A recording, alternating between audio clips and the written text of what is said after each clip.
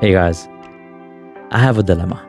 No, it's not clickbait. I truly have a dilemma. As a future flight attendant, here's what's going on right now. So if you guys have been keeping up with me in my videos, you know that by now I've received my CJO from Frontier and I have my training on March 25th. So that's about a few weeks away. That's not the problem. Here's the dilemma. In the time span when I did receive my CJO, those of you that are up to date with like the openings and everything, American recently, about a week and a half, 2 weeks ago, had an opening for flight attendant as well. And I applied. You know, it's a legacy airline. Why not, right? I got the virtual interview. Now, I know I'm probably thinking too far ahead because it's just a virtual interview. I mean, I got to get past that, land the face-to-face and all that other stuff, right? But here's where my dilemma comes in. What if, and I'm pretty confident I can do it, but what if I get selected doing the virtual interview to do a face-to-face? Now, once training starts with Frontier, I'm going to be gone for 4 weeks and a half. Perfect world scenario, I get selected to do the face-to-face and the interview happens before the training, or they're gathering a lot of applicants, a lot of people, a lot of groups, and the group interview can happen after I'm done with training. Which, if that's the case, perfect. This is not a dilemma. I can go through my process smoothly, just go to the new group interview. Even if I get my wings from Frontier, I can still go to that group interview and see what happens, right? No stress. Or if it happens before training, same thing. I can go see if I get my CJO. And to be honest, I'll probably still do the training with Frontier after that, because now I'm going into training knowing that although training is not a guaranteed given, you know, you still got to pass training and you still got to do all your parts and everything. I have another training in my back pocket, right? And even if I pass through all the way, it'll still help me with knowledge and learning, so I can go into that American training with like some fresh knowledge. Although it's different companies or whatever, you know, for the most part, you know, I'm assuming, right, there should be a lot of similarities within the stuff we're going to get taught, which should kind of give me like a fresh head start going into training, something I can feel comfortable with. I'm still going to put in the work, still going to study whatever material they give me, but I'll be more prepared for it. Seeing that American's training is actually a little bit longer. I think it's like 6 weeks. So yeah, I'm excited. Listen, I'm extremely excited. And by no means am I even 100% sure that I want to leave Frontier if I'm able to go to American. Like, the biggest thing with American for me is, one, obviously it's a legacy, right? It is a legacy. Offers a lot of international trips, which I probably won't even see many of first year or so, because, you know, that reserve life, as you guys know, it's no joke, right? But the biggest thing for me is, ultimately, I do want to end up in Delta, for the simple reason that my sister works for Delta, and it's like a little dream of ours to just work together, right? I feel, maybe I'm mistaken, maybe it's ignorance, but I feel it would look better in my resume if I show up to Delta saying, hey, I'm currently flying with American, a fellow legacy. Take me with you now. As to me showing up and saying, hey, I'm working with Frontier. That's not, again, that is in no way a disrespect or any kind of shame towards Frontier. It's just, you know, with Delta and American both being legacies, or as, you know, it's known out in the industry, the part of the big three, I just feel that it would look a little better. It would kind of hold a different standard, right? Maybe I'm wrong. And maybe I'm overthinking it. Right now, the biggest one up for me with Frontier is the fact that they let me pick Miami. I can be here at home. I set up my little crash pad here in Miami near the airport. I could be near my dad, near my family, and that to me is huge. That is huge to me. But I do also know that American has a very large pool down here in South Florida, and they're actively always bringing people into Miami-Dade, Fort Lauderdale, and I believe they cover 3 airports in South Florida, so it might be Miami, Fort Lauderdale, and Palm Beach. But if the opportunity arises and I'm able to get South Florida with American, yeah, I'm taking that in a heartbeat. The problem is, it's the uncertainty that, one, I got to get selected going to the face-to-face, and two, there isn't a guarantee that they're going to give me those spaces, right? I can ask for them. There's no guarantee I'm going to get them. Man, so many decisions. I get it. It's a good problem to have. Don't get mad at me. I know there's people out there right now that are, just wishing one airline gives them a chance, and I'm over here contemplating and conflicting between two airlines, right? I'm not spoiled. I get it. I really do. It's just,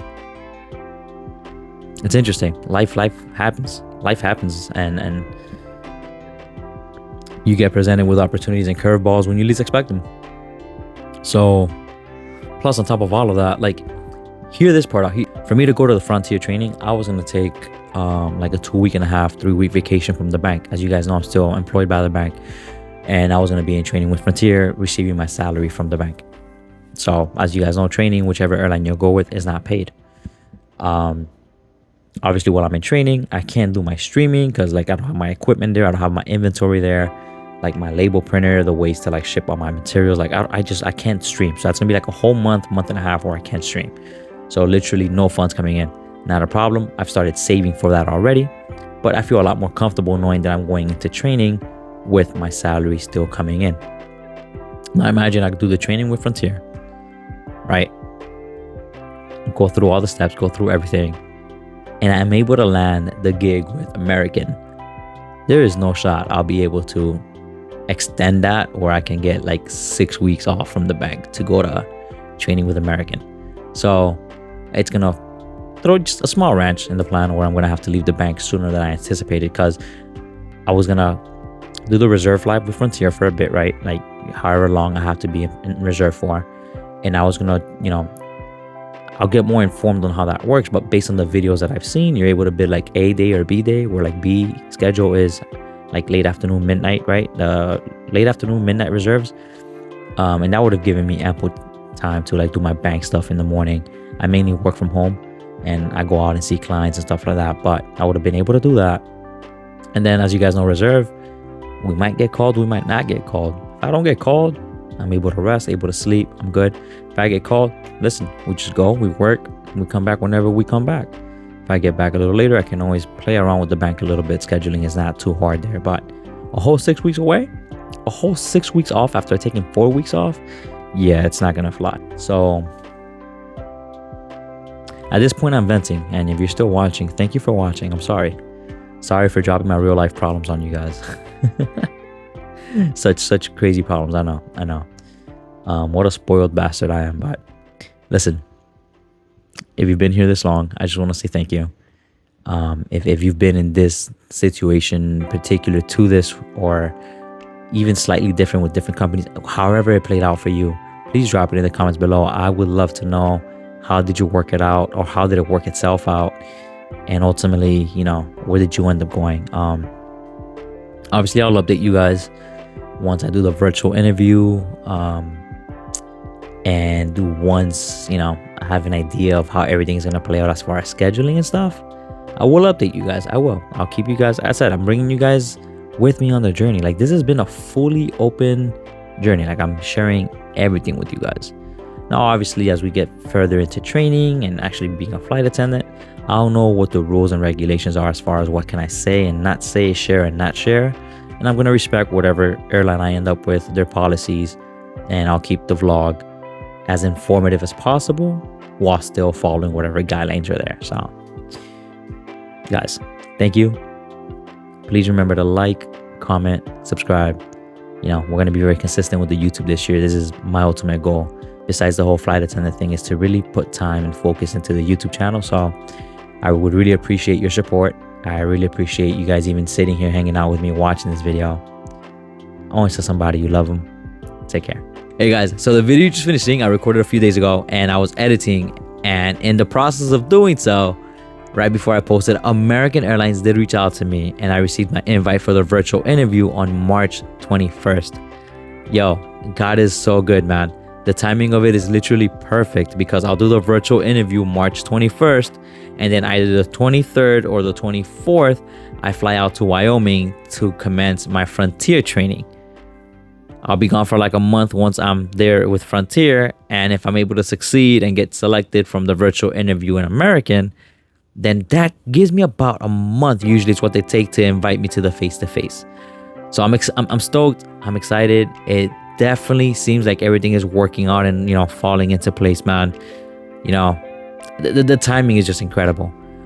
It'll still, you know, it'll still suck a little bit with the sense of once I do come back from Frontier training, I've already used up like the vacation time that I needed to use up with the bank. So if I am gonna get selected by American and take their offer, once that 6-week training commences, then I definitely do have to give my 2 weeks and leave the bank at that point, because there's just no way that they're gonna allow that, right? Maybe I'll do a leave. Kind of secure my job in case things don't work out, perhaps. I don't know. I'll figure that part out later, but just wanted to give you guys a quick update. Attach it to the end of this video, man. Guys, listen, if you're watching, if you're liking the content, you want to stay up to date with my journey, you want advice, tips, tricks on how to get into the airline industry, being a flight attendant, by all means, man, make sure you guys are subscribing, like the video, and more importantly, always tell somebody you love them. Take care.